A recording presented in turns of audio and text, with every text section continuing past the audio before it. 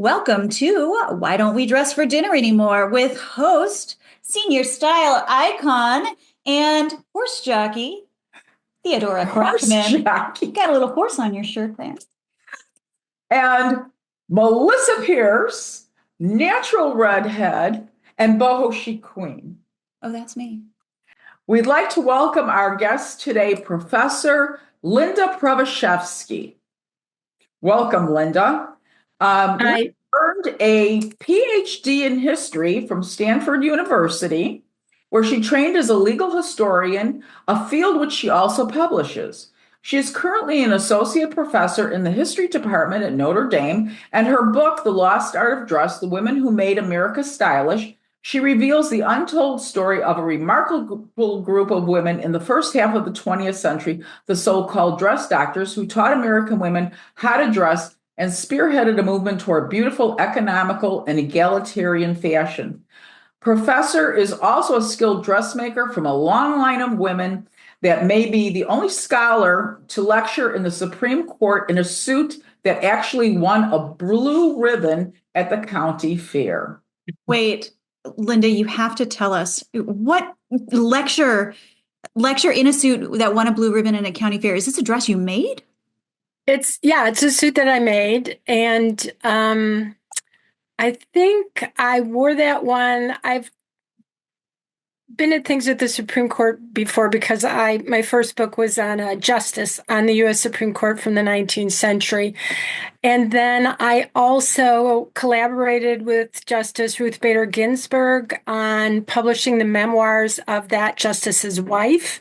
And so there was a ceremony there. So at the Supreme Court, they have these sort of giant, beautiful chambers where they have various kinds of lectures and things. So, so I came and gave a talk about my justice, and that was the suit that I had entered in the Hamilton County Fair, which Cincinnati is in Hamilton County, and that's where I was living at the time. Wow. That's kind of amazing. And what a time to be a Supreme Court history scholar, not to venture too far off the topic of fashion, but holy wow, what a time to be a witness to history, knowing what you know. Yeah. Yeah. So why don't we start with some of the interesting stories that you have in your book, The Lost Art of Dress. And you talk about this group of women that I have never heard of before called the dress doctors. Can you just give us give our listeners a little bit of a background about the dress doctors and how did they communicate their message of lovely yet economical and egalitarian dress? Yeah, these were professional women in the very early 20th century. A lot of them came out of the home economics movement. Some of them were actually housed at the U.S. Department of Agriculture, which had a Bureau of Home Economics in it designed to help farm women. And within that bureau, there was a division of clothing and textiles. So they drew on traditional sort of Western rules of art composition, but then applied them to dress. So they took what people had talked about for centuries about paintings, and they said, well, what if we use these art principles and apply them to a real, living, moving body, and brought beauty into women's lives? Because one of their ideals was making, as you said, democratic. Yeah. Right. These bringing art, bringing beauty, which they saw as a spiritually uplifting value into people's lives. Like everyone can't own a painting, right, but everyone has to get dressed every day. So why not bring beauty through form, through color, through line into their clothing and allow them to share in that beauty too? Okay. And in this time in our country, I'm thinking about, there were beautiful dresses well before this. We think about the courtesans, etc. So is this not something that we had already? Or was it because it was being professionalized, or what was happening there? Well, a couple of things were happening. True, it was professionalized in that these women essentially became a sort of group they worked in home economics. They also worked in teaching. They gave talks at women's clubs. They wrote books that were bestsellers, just to spread the word about beautiful dress and how it could be obtained. They also sort of regularized these rules, the art principles. They identified 5 different principles that should be applied to dress in order to create beauty, harmony, emphasis, especially on the face, so people pay attention to what you're thinking and saying, balance, rhythm, and proportion. And they wrote textbooks. They wrote textbooks for junior high school girls, for high school girls, and for college women as well. Wow, I'm trying, I don't even know if they teach it anymore, but way back when I was in, we used to call it junior high, which was 7th and 8th grade at that time, the girls had to take home economics, and the boys had to take wood shop or like car mechanics or something like that. And I'm trying to think back if we had a textbook. I remember we had these old Singer sewing machines, and we would learn basic dress structure.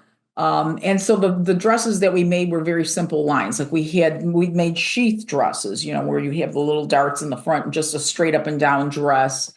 We would make, I think, what was the other thing we made? A-line skirts were another thing, So the main focus on home economics was to learn the basics of sewing, how to put a zipper in, how to put darts, how to use a pattern, those kinds of things. I'm trying to think if they encouraged any kind of creativity. And as far back as I can remember, I'm not, because I did enjoy the sewing. And I'm trying to think back, did they really encourage creativity? And they really didn't. It was just more or less learning the basic structure of clothes. But from doing that, and I know you said you come from a sewing family, a sewing background, I think, and maybe, I don't know if you would agree with this or not, but I think the process of actually making a piece of clothing just automatically stimulates something in you creatively. Because I remember as a 12, 13-year-old, I'm making this A-line dress or this shift dress or whatever. And all of a sudden it dawned on me, you know what? If I take some of this fabric and I just sew it together and put a little elastic band, I could make a matching headband. Or I could remember triangle scarves in the 60s were very big. I could cut a triangle and make a matching scarf for my dress. So it kind of, even though it was just like the basics of sewing, it kind of stimulated some level of creativity in me, at least. I don't know, can you speak to your own experience? Because I know that you do enjoy sewing and that kind of thing. Would you say that the process of sewing in and of itself it feels creative to you? Or does it just seem more mechanical and engineering? Yeah.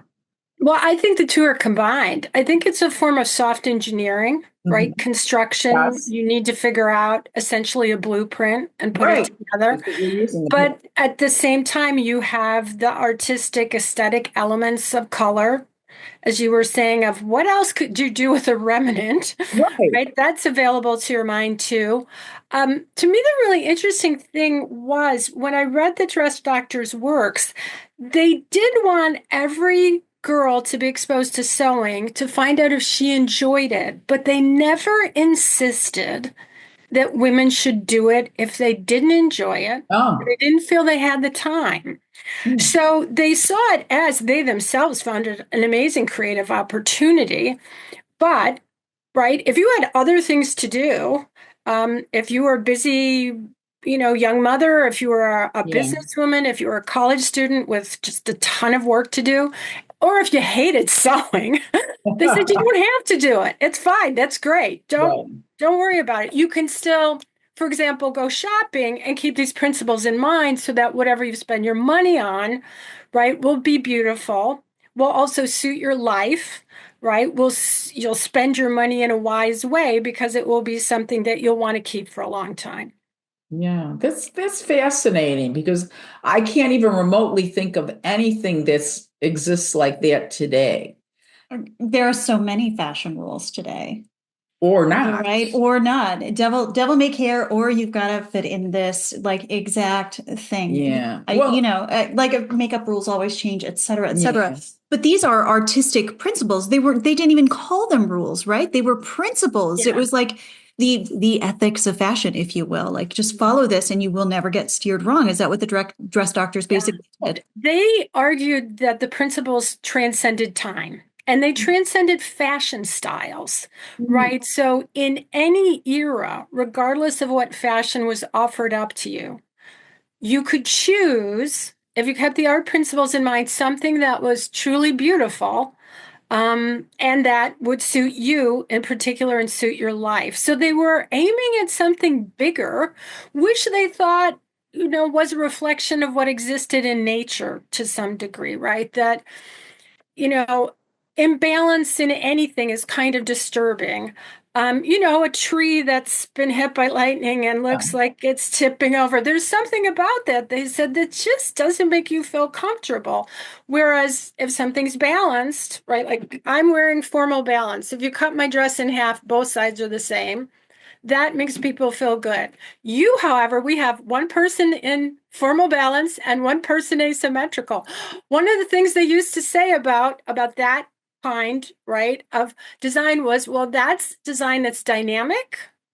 It's design that is also more likely to be for something playful or social, right? As opposed to something you wear into, an office where you have to prove you're really competent at accounting, for example. I see. So this, to the dress doctors, what I'm wearing right now, I would not walk into an office to present our final numbers because I would not be taken seriously enough. Well, because to them, something like informal balance, which is what you're wearing, would be for social occasions. I see. Right. And you have to realize that they had what they called the 6 occasions for dress, which to some degree we've thrown out as a society, but not entirely. So the first one was school. And when you reference the simple clothing of a junior high schooler, well, they wanted her to wear simple clothing too, tailored, so it didn't get in her way, right? So that it, no drooping sleeves, no clanging bracelets, something that was easy for her to move in, easy for her to get her schoolwork done in. Now that's obviously part of the life cycle, school, right? At some point you're done usually. And then they talked about business, which they thought you should look sober, precise, exact. Obviously, we're trying to look competent. Housework, which was supposed to be dressed for something that was warmer. Seeing it as, right, you're part of a family center, right? So those kinds of colors should be friendlier, warmer, more cheerful. Interesting. I find that so interesting that there was even a way to dress when you're cleaning them. Because I mean, most women, now I'm deriving my references from the 50s through the 60s. And I'm thinking most of the housewives in my neighborhood, when they were cleaning the house, they were wearing house dresses. Remember those snap-up house dresses? Did you ever see any of those? Yeah, but were those snap-up house dresses that had little like prints on or something? But to actually think that anybody put any thought into the clothes that they were wearing to clean the house, I find amazing, because you have to wonder if the people who made those house coats, though, did follow those principles because they are friendlier, they are warmer. Oh yeah, it's like you're wearing a big bag with snaps on them. That's right, but they were like in pink with they weren't black, right? Yeah, they weren't navy blue. No, right? They were a small print. It was usually a small print of some kind, or some loud prints, kind of moo-moo-ish. We used to call them moo-moo looking things. But, this was in the 50s and 60s, was well before women were wearing blue jeans or leggings like we do now, that kind of stuff. I mean, women almost always were wearing some form of a dress or a skirt, even if it was around the house. Even the house coat was a dress when you think about it. Yeah. How long were pants controversial for? Yeah. When did we get over that? Pants have been around since but a long time. Controversial for women. We talk about and they were a fashion statement, but they weren't considered like appropriate, to be wearing out too many other places. So I think it's interesting that they even had a rule on what to wear when you're cleaning your What to wear. So they had school, housework, work, housework. What were the other three? Because I'm like, Sports. what? Sports. So Sports. athletics. Okay. Right? Or watching athletics. Yeah, that's a Which is not social. It's spectator. No, but that's what's so interesting. Spectator sports. Part of it was think about football to stay warm, right? So they wore these woolly tweed suits because you needed to stay warm.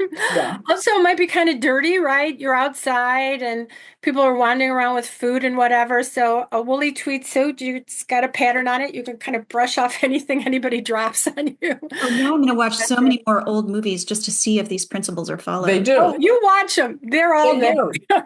I tell Melissa doesn't believe me. I'll tell her, you watch old movies and people are dressed up at the baseball game. Yeah, that's a spectator sport. And and this is the funniest thing is you said, well, did anyone why would anyone bother to think about what they were going to wear for housework or for a baseball game? On the one hand, I think a lot of people, it's because there are so few rules today, think of all this as a burden. You also need to think of the flip side. It's an opportunity. Yes. Right. Oh, I can wear. Right. I'm going to go to spectator sports. So if it's the summer, I should have a cotton dress. So that'll be cool. And I could have a big hat so my face doesn't get burned. But it looks cute too. Right. It's summer and I would love a beautiful color, maybe a print. I love flowers, right? So you can see how women also saw this as an opportunity. And you see that especially for afternoon clothing and evening clothing. Yes. Because that's social. True, it does happen sometimes in public, but the whole idea was, well, who do you spend your evenings with? People you know well, right? And evenings are a time when, unlike housework, you don't have to worry about things being washable or tough, right? You're not going to be scrubbing anything. So you can really have the opportunity, indulge in the opportunity to have, beautiful, fragile fabrics. Yeah.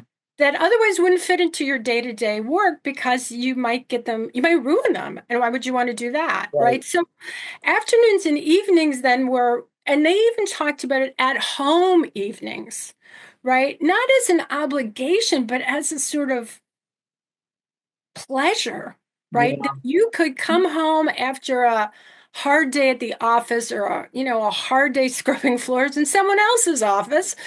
And then you could put on something really beautiful, right? Some sort of loungewear. Yeah. And oh my God, their loungewear makes us and our leggings just look I used to love boring. Right. I was going to ask you about leggings because we wear them for everything now. No, the loungewear was more glamorous. Oh, right. Oh, it was beautiful. It was like flowy pants and, halter tops or flowy poet blouses. It wasn't, when you think of loungewear, you're thinking of Lululemons now. This couldn't be further removed from Lululemon. Yeah. This was really. I'm like, did the 80s ruin us? They would have what they called, I think they did, hostess outfits. And hostess gowns. Hostess gowns. And they would be, I remember Lucille Ball on the old TV show I Love Lucy used to wear these beautiful, like it was a blouse with a matching pant. So it was like a cigarette pant. But wrapped around the pant was like a skirt, a full long length skirt. But there was a separation about 3 or 4 inches in the middle. So you could see the pants through the skirt. That's why. And I used to think that was so glamorous because she could walk in and swirl the skirts. It was, and that was considered a hostess outfit. You were hosting a cocktail party or you were hosting a dinner. So it was what you wore at home, but you wore it to look dressed up, but you're in your own home. So it's not like you would wear that to go to somebody else's home. That was specifically for when you were hostessing an event. So there were even outfits that were specifically for hosting an event in your home.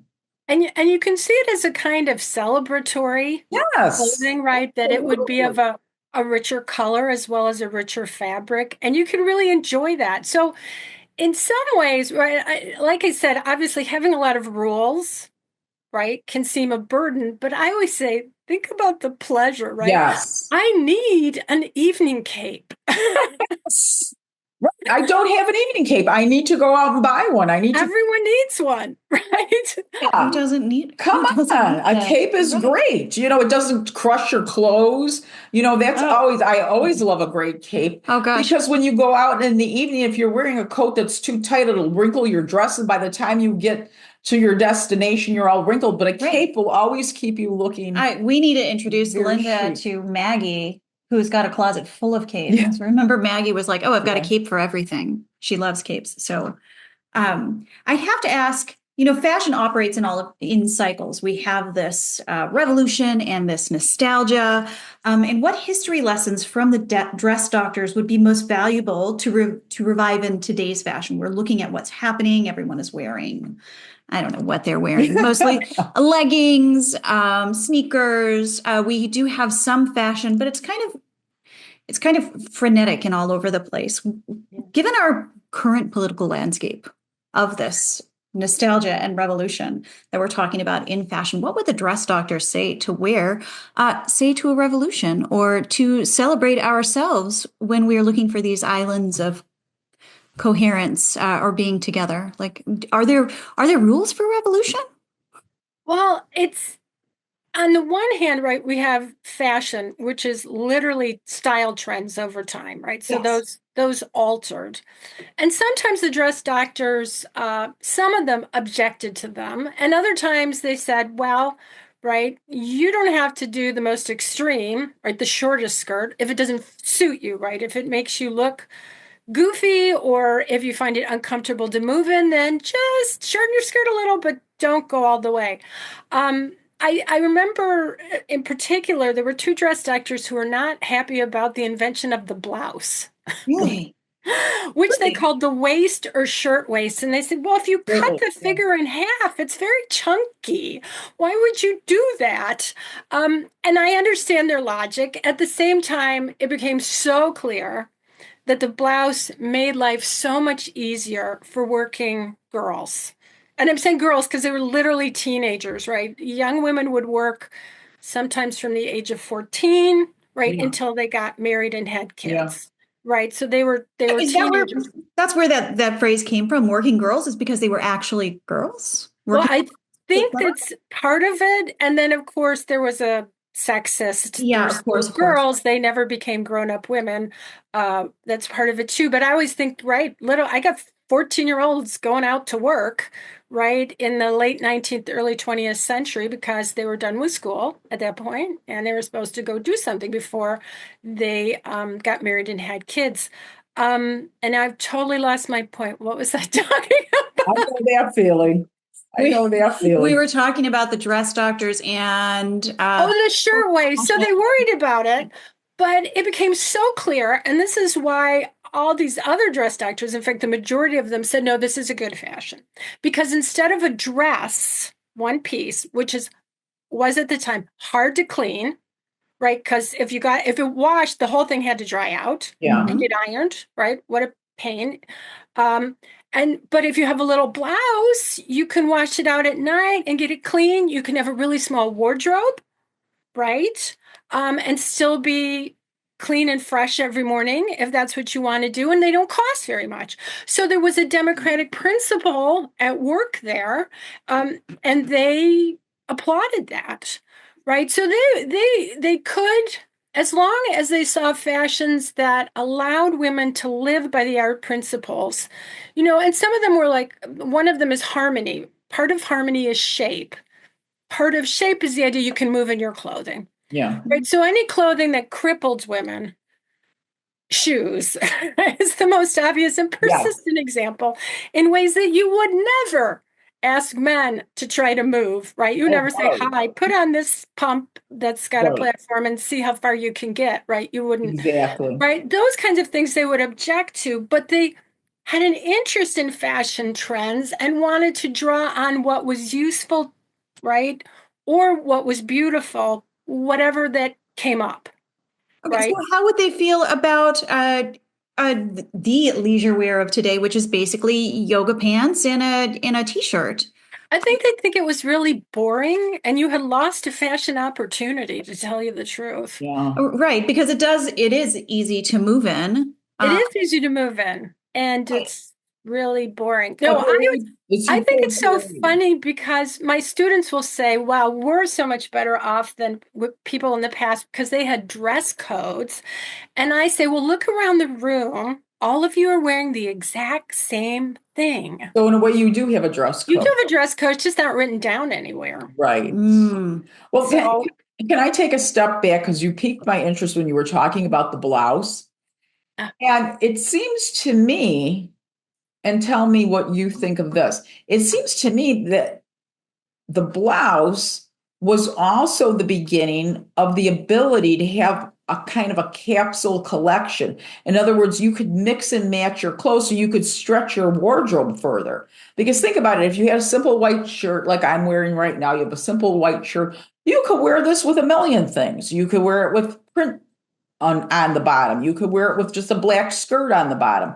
You could wear it with a full skirt. You could wear it with a straight skirt. So you could have a different look just by changing up the bottom, or the same thing with the skirts. You could wear the skirt with different color blouses. So it kind of would seem to me that it was kind of the advent of kind of the capsule wardrobe, the mix and match, the stretching, which would make it more egalitarian because you don't need as many clothes. Because a dress, like you said, is a one and done. You wear it, that's the look, and that's it. But if you have a blouse and you have a skirt, or you have a couple of skirts, you can make many outfits just by changing out the tops or the bottoms. Are you saying that dress doctors had a scoop on Donna Karan?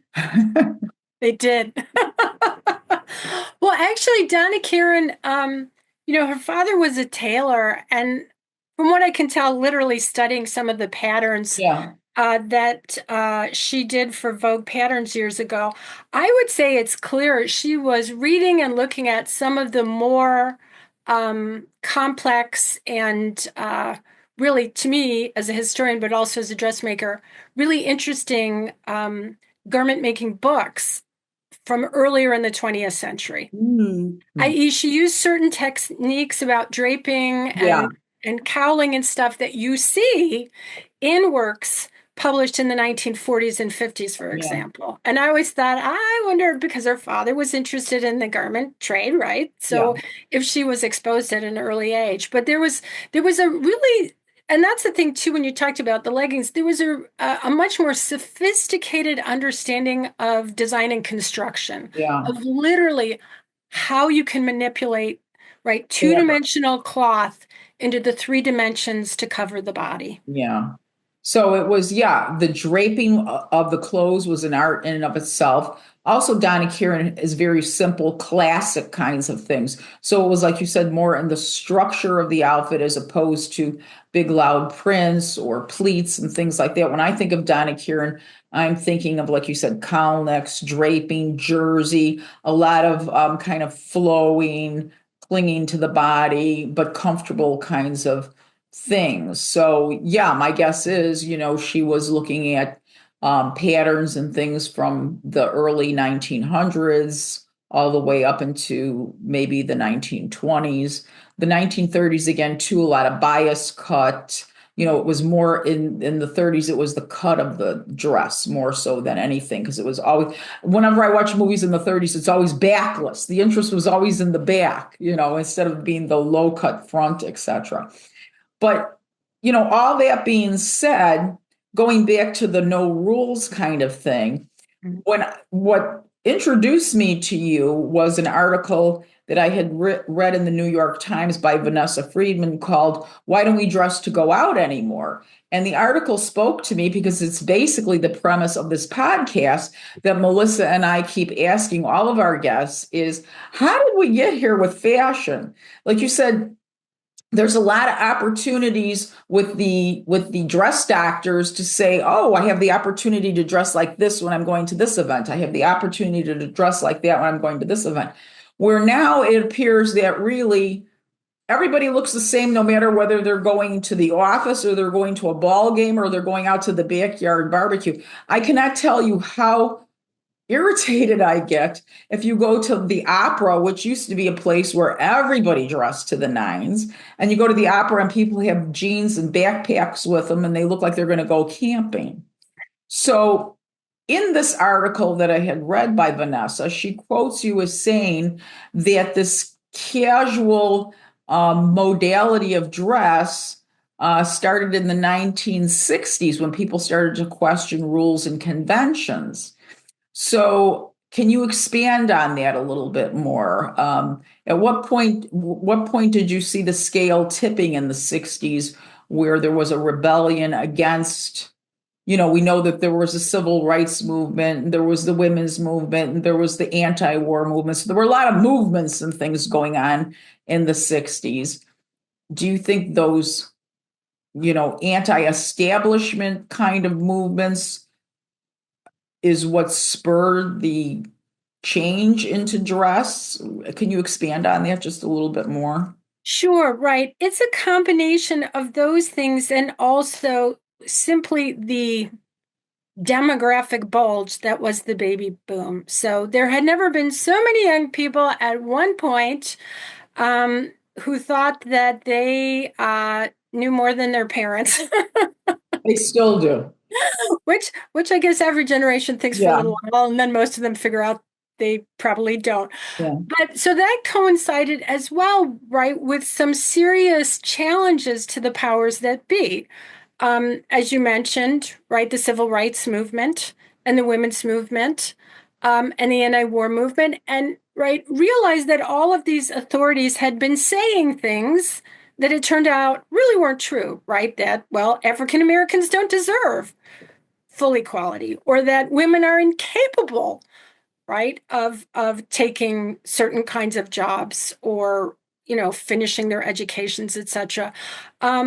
So once young people started to question older people's values, right, dress rules and the art principles then became yet another, what appeared to be wrong or arbitrary, right, set of rules imposed from the top down.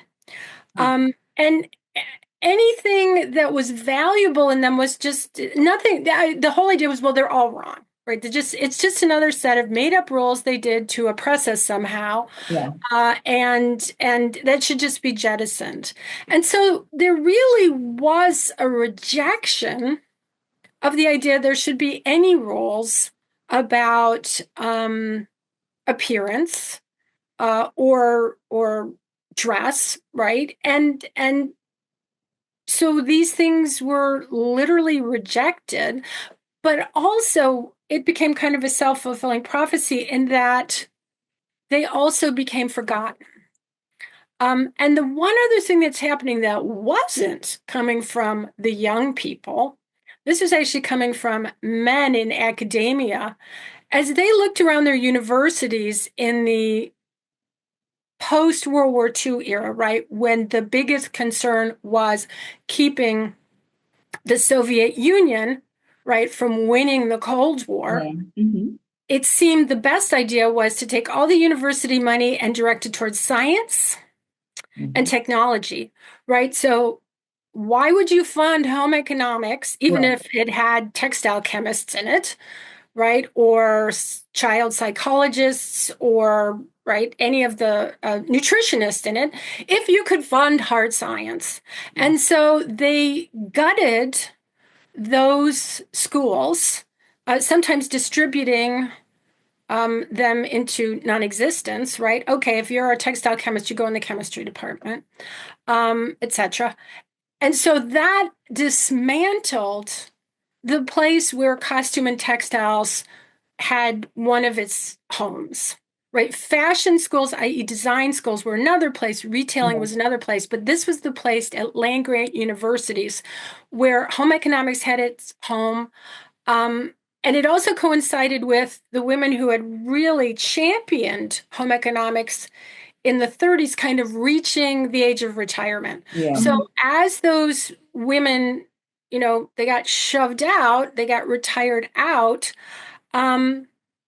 and to a lot of people, that because of the women's movement, that seems like a logical thing, right? Why should the chemist be in home economics when she could be in the chemistry department? Right. Well, prior to that time, and actually not until the 1970s, she wasn't welcome. Right. Yeah. Right. Home economics at the U.S. Department of Agriculture, just like home economics in land-grant universities, was the one home women scientists could find where they weren't discriminated against. Right. And that's why they were there, because that was the place they were sort of allowed and given. They thought, okay, this is great. We can do this work. Let us do this work. But as I said, with the Cold War and the emphasis on technology and science, they thought what the women were doing wasn't important, so we'll get rid of it. And they did. And so that's the other way in which any kind of teaching on applying principles to dress just disappeared.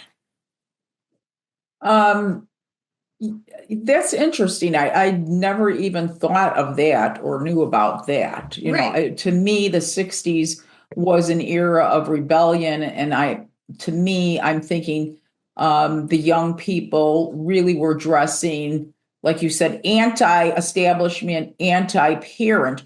Up until the 60s, most women dressed just like their mothers. They look like mini versions of their mothers. There wasn't a big differentiation between the way an adolescent girl dressed and her grown mother dressed, when you think about it. There wasn't, when you look at the old movies, the one that plays the grandmother would sometimes be wearing this floor length dress with the lace bib or whatever. But the mom and the daughter almost looked identical in the way. I would argue with you on that. Really? And I think it's stuff that we don't necessarily notice in the details. Yeah. But essentially, until the 1960s, the idea was there was kind of a cutoff at 30. Mm-hmm. Draped dressing, draped clothing, more sophisticated colors was for the woman over 30.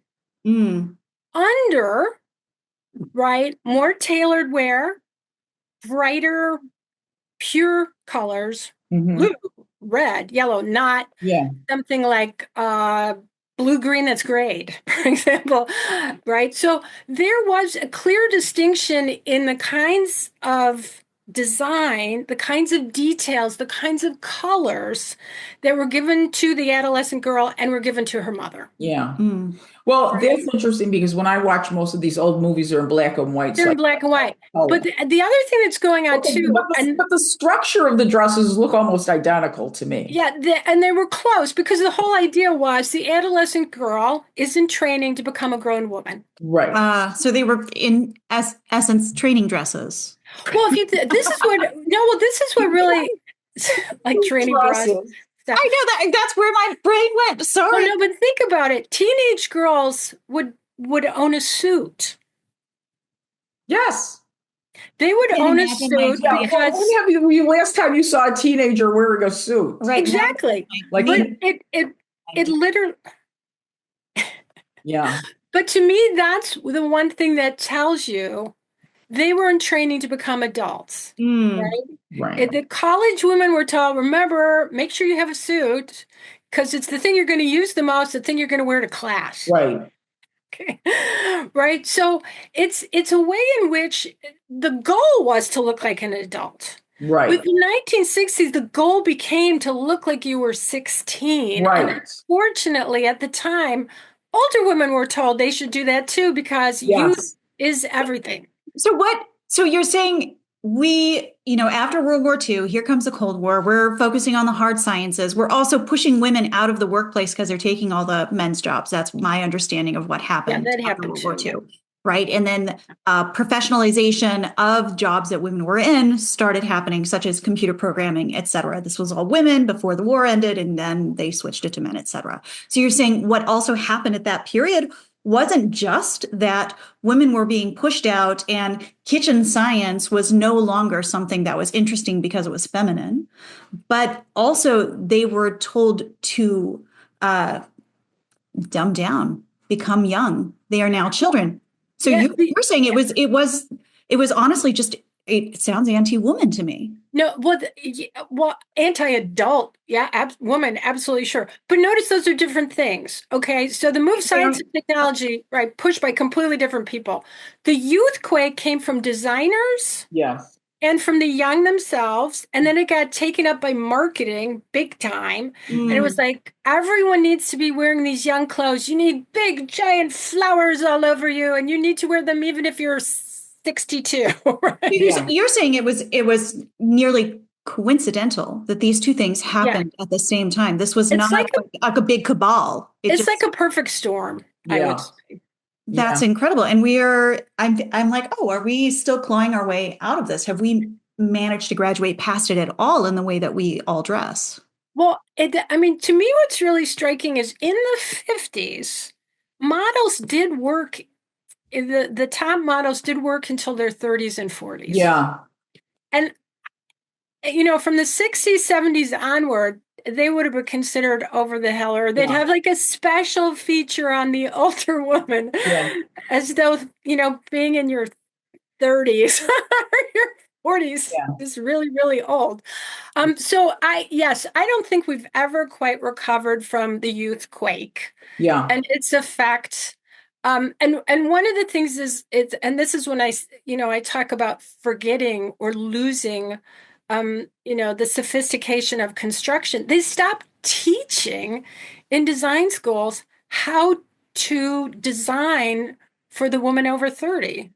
It was called sophisticated styling as opposed to young or youthful. And in the 1960s, they said, well, that's really not fashionable, so we just won't talk about that anymore. Yeah. But it also meant they didn't learn how to make certain sorts of garment construction. For the woman who has had 3 children, she needs something. The woman who wants drape design, the woman who wants a more sophisticated color palette.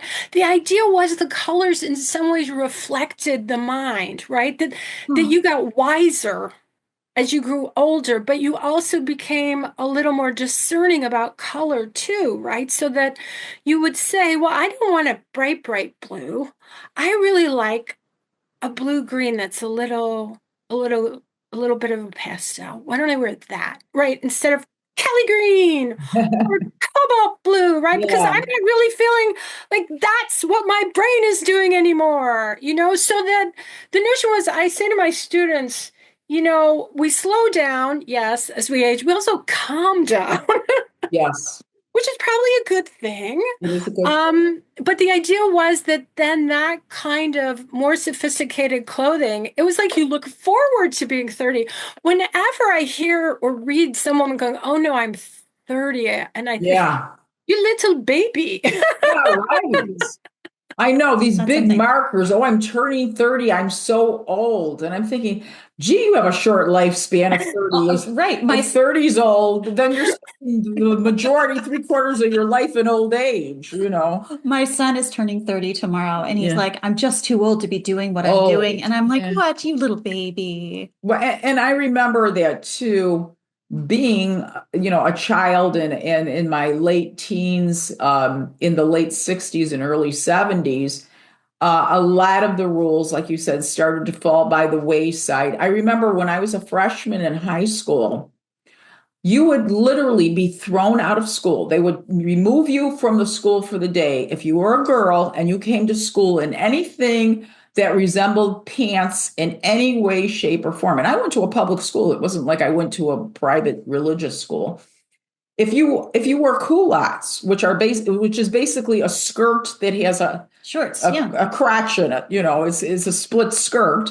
But if you put your legs together, you look like you're wearing a skirt. If the teacher saw you wearing culottes, they would literally remove you. You would be suspended from school for the day. That's when I was 14 years old. It's probably around 1968 or so. And we had a dress code when I was in school in the 90s, right? And you had to wear sleeved shirts. Your pants couldn't be you couldn't wear shorts that were like 4 inches above your knees. But then I have a teenage daughter who, when she started high school, there was a very strict dress code. Girls can wear spaghetti straps or whatever. And by the time she's graduate, which is this year, they've thrown out the dress code altogether because the students were just like, this is gendered. This is awful. Like, you can't do this to us. We should be able to wear what we want. But then I heard you say, and I've been gnawing on this in the back of my head, my second brain, you said to your students, yes, you don't love those rules, but look at all of you. You're all wearing the same thing. There are unspoken rules. And I'm like, oh, what are the rules now that no one has written down? What are the principles they're living by? Like, where are we? Where would the dress doctors say that we are now? Like, what the rules are? Are we living by anything? Yeah, I think they'd say mostly they'd be really surprised that everything had become so informal that everyone seemed to be wearing athletic wear. Yeah. Where it's even though they were not doing anything athletic. although I mean, I guess it's spectator, but also, I mean, we're a consumer culture now, and all we do is consume media. So maybe that's perfect. Well, I think that there are influences that come out of the media, especially, pop singers, right? So I think what happened is you get this emphasis on casualness as in itself a value, which would be fine, except that then nobody knows what to do when they have a serious, right, even a social event. They don't know what to wear. They're like, oh my God, there's a wedding. I have nothing. What do I do? And they literally don't have anything. Right. And they panic, right? But there's also, as I said, this sort of athletic look, which again to them would be, well, that's fine if you're doing sports, but why would you want to just wear black all the time? Yeah. When there is a rainbow of colors. I've been known to bring into my class the Pantone color fan. Yeah. Pantone the color. Well, if there's a fan of literally thousands of colors, and I just sort of go, okay, here's some colors you probably never thought about and I just spread it out, right? Yeah. And they will just get dizzy looking at, how you can run from little shade difference to little shade difference, from amethyst to lilac. Yeah. Right? It's gorgeous. Yes. And I think that's one of the things that they would have found really surprising. For example, as early as the 30s, they said, could people stop wearing black at night? It's so boring. Yeah. And when you think about all the colors, even if you want to stay dark, right, there are literally, the palette is almost unlimited that women could wear. They'd say, why not? Why not really enjoy yourself with some of these gorgeous colors? This is right. Especially for them, the evening was the time when you could indulge in any color. So why would you wear something really sober and boring when you could wear something really gorgeous? And for them, the principle of the evening was because it's social, but you're with people who are familiar with you and you can be more yourself. Was that right. That there's a certain notion, and this is obviously another change from today's society, right, of the impersonal and versus the intimate, right? So if you're with a bunch of people well, and that, for example, they know you're crazy about France, well, then you could wear like a funny print with French poodles or Eiffel Towers all over it, and it would be fine because everyone knows it's playful and you're enjoying yourself. Well, you wouldn't wear that dress to work. No. Right? Because to them, those people aren't your friends. Right? They're people you are working with in order to get certain things done. And yes, you're friendly to them. You're not hostile, but they're not people to whom you would confide your thoughts. So this is a pre-Facebook era.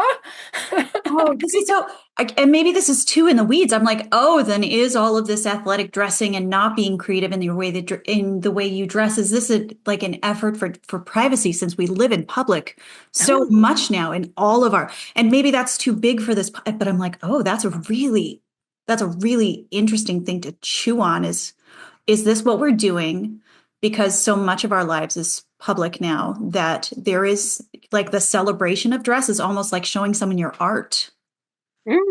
Is it just too personal? Is it too? Well, my question is, do they ever dress for each other that they know well?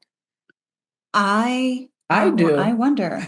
You do, but I do. I dress Right. for, well, I've always enjoyed fashion. So, most people aren't big fashionistas. They dress for utilitarian reasons. Like you said, they dress more business-like when they go to work. They dress in their athletic wear most of the other times. And then when they have to go to a wedding, they have to run quick to a store to buy something that looks halfway dressy because most people don't own that kind of clothes. and we are talking about Americans. Yes. And very specific to this to country. me, when dressing is my power.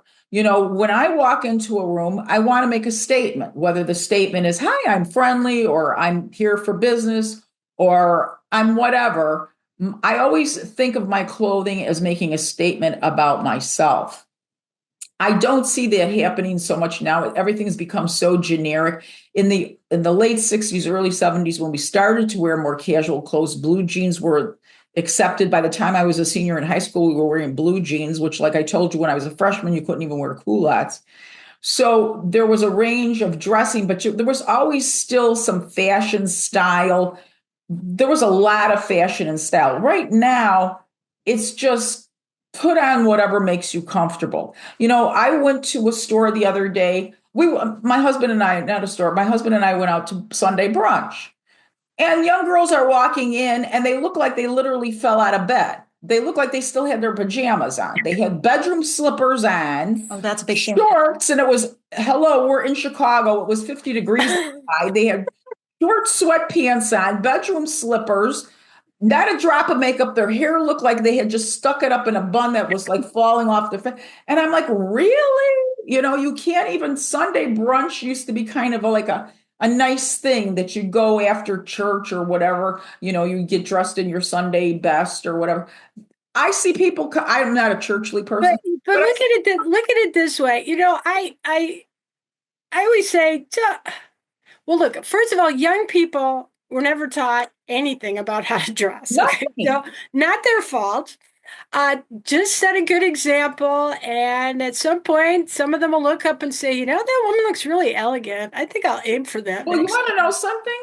And I'm trying to be modest. I'm not mean to be immodest, but I cannot tell you how many young girls compliment me on my clothes. Really young girls. I mean, I'm not talking, 30, 40 years old. I'm talking about 15, 16-year-olds. I was at an event. A friend of mine has a podcast as well, too, and she had a big soiree for it. And I dressed up for the event. This woman comes over to me with a little 13-year-old girl, her daughter, and she says, excuse me, but I just have to come up to you. My daughter was admiring the way you were dressed, and she just wanted me to come up and tell you. And she said, and then she brought her daughter, and her daughter said, yeah, I really like your outfit. It's so cute. And I thought, that's so sweet. But this is a 13-year-old who's appreciating the way a 71-year-old woman is dressed. Think about that. Teddy, you always look great. No, but think about that. It's not that they don't appreciate it, like you said. I think they just don't understand how to get there. Well, they don't expect it either because they have been taught something different about how older women are perceived. Not even older women, just about how they dress themselves. Not even mature women, but sophisticated because their women. moms aren't giving them the example either. Now, we're kind of getting long in the tooth here, but I have to ask you at least the last final question. I phrased it a little differently than we do some of the other guests because we've talked about this quite a bit. But do you see us ever getting to the point where we lose this total casualization that we're in right now? And if you do, what do you think would spur that on? Like that 13-year-old that I told you about who liked my outfit. Are we going to rebel against the rebellion? Is there a point that you see where this is going to change, where people may start to pay more attention to event dressing, to wearing, special items for special times of the day, for putting together clothes and appreciating the art of dressing? Do you think that will ever return, or do you think we're kind of stuck in this utilitarian, I just want to be comfortable mode for the rest of eternity? Well, if everyone reads my book, And your book is, remind us The the Lost name of Art your of book, and Dress. we'll also put it down on the podcast. But The Lost Art of Dress. The Lost Art of Dress. And I believe I saw it on Amazon. It's still there. Yeah. Oh, yeah. We still sell hundreds of books every year. Yeah. And it's been out for a while. So, Yeah. but, I think you will always see pockets of people, even young people today, who either they get some training in art history or they simply have a kind of natural interest, for example, in color. Who do dress differently, right? There are pockets of people everywhere who are saying, you also see pockets interested in vintage clothing precisely because Vintage. it has very often more details, more sophistication in the cut, etc. It would, you see sort of the two great dress revolutions of the 20th century were the 1920s and the 1960s, both coinciding with kind of challenges to authority figures everywhere. At the same time, you see eras in between them where, for example, even think of the 80s in power dressing and Donna Kamen, whom you brought up, where a whole bunch of women said, I don't want to look like the secretary. I want to look like I run this corporation. Right. Right? And they wore suits, super serious, but quite well-cut feminine suits in order to do that. So I think this is going on all the time at some level for some groups of people. I mean, this is a huge country. Yeah. I'd be really amazed if everyone, right, was doing everything at the same time everywhere. But I would say I do think there is a persistent kind of hunger, right? Quite frankly, for the kind of beauty and dress that the dress doctors advocated for. Yeah. In fact, when you brought up vintage, that just reminded me of the resurgence now in 2025 of a lot of the looks of the 70s with the bell bottoms and the halters and the platform shoes, the kind of boho chic style that was early on with the hippie movement in the early 70s. And it'll be interesting to see if that develops into, remember, the disco clothes, which became more glamorous, very sparkly, the one shoulder kind of thing became very throwback to big, the 20s. It'll be very interesting to see if that interest in vintage, because a lot of people, like you said, are more interested in vintage clothes, if that spurs on the desire for more structured style, rather than just, I'll throw on a pair of Lululemons and my Uggs and go. Well, now I also wonder with the tariffs, with all of the tariffs, with all of fast fashion, we're cut off from fast fashion. Yeah. We're going back to vintage because none of the bullshit that we buy right now, pardon my language, is going to last very long. And we're going to start thinking about durability and style much more in the forefront. So sustainable movement may move us towards buying better clothes, less clothes, because like you said, the fashion people are buying $10, $15 dresses, where you buy maybe a dress that's a little bit more expensive but will last and stay in style. Well, that may bend us more towards a stylish. We are strong believers that it's going to happen. We're going to rebel against the rebellion. Everyone is going to read your book. We are going to recall that adorning ourselves is so lovely and worth doing, and that we are worth it. And we're going to revolutionize the idea of self-care is no longer buying beauty products, but just recalling that we are fabulous creatures in awesome costumes. Well, we hoped Professor Przybyszewski, did I say that right? Przybyszewski. Professor Przybyszewski. That's a mouthful. I know. Thank you for coming on our show. You were a very interesting and delightful guest. And keep doing the good work you're doing, because when your students learn about color and the wonder of fashion, maybe that will start to translate into some kind of, you could start a movement at Notre Dame where you're going to have the fashionistas coming out the doors when they graduate. Right. Well, she's doing fashion and also law. So... Well, let's not get into that now. That's a whole different show. Yeah, that is it's amazing. I'm thank so you so happy. much. Thank you so much for coming on our show. You were a delight. And like I You're said, welcome. we will put your book title down in the comments below our podcast. So people who are interested in reading The Lost Art of Dress certainly can pick up that book and dig into it. There's a lot of fascinating components to your book. I just read certain snippets of it, but it was very interesting. So thank you very much. And where can we find you otherwise to learn what you're up to in the now? Oh, to tell you the truth, I do not have, I had a Tumblr for 10 years. And then I realized I really had to finish my legal history book. So I was not going to write on fashion history until I was done with that. But your legal history book is about the Civil War, right? Well, it's in the late 19th century, my Okay, next okay. book. Yeah. But I do hope to be, after that book is done, after the legal history book is done, I do want to write about fashion history again. So with any luck, at some point you will hear about me again in another book on the history of fashion. Fabulous. Well, when that book comes out, we'll definitely give you a jingle and talk to you again because we want to hear more about your really interesting perspective on fashion and all of its beauty and wonder and expression. So thank you very much for coming on our show today. It was my pleasure. Yes. Thank And now, you. Melissa, let's ask that final question. Teddy, why don't we dress for dinner anymore? I don't know, Melissa. Why don't we? Thanks for listening to Why Don't We Dress for Dinner Anymore? Please remember to subscribe and give us a 5-star rating. That really helps people find us. And if you're a brand and want to sponsor the show, please email us at whydon'twedressfordinner@gmail.com, also linked in the show notes. And if you're a fabulous person and you want to support our work, join us on our Patreon or take us out to dinner sometime and we'll be sure to dress up for you.